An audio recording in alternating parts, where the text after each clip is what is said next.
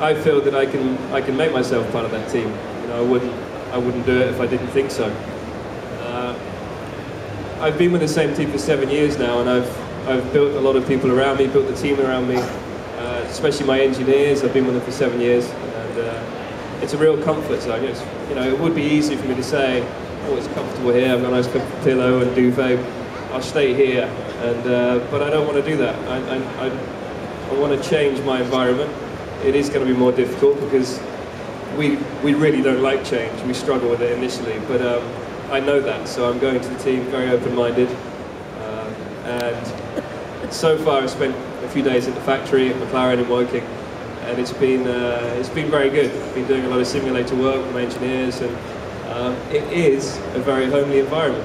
And I didn't know what to expect, but it's been great, and they have such a passion for winning.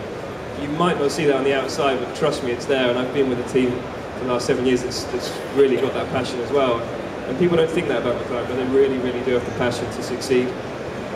They're very strict in certain ways in what they do, but it's the way you have to be if you're going to win. We saw Brawn's competitiveness tailing off in the second half of 2009, and McLaren's climbing up. Is that momentum going to continue?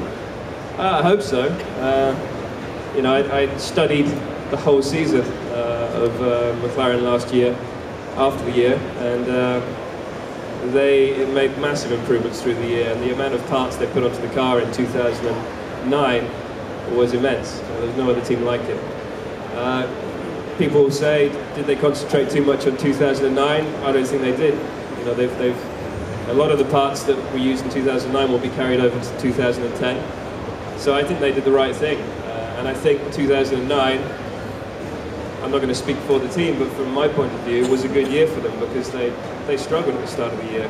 And I think that made them stronger. It made them realise that they can build this amount of parts to put on the car, to improve the car through the year.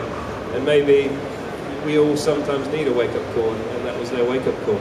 So I'm positive they'll be there next year. And for me, every day I'm always thinking about how I can improve myself and the team, because I said this yesterday, 70% of athletes or sportsmen that win the World Championship don't succeed the following year.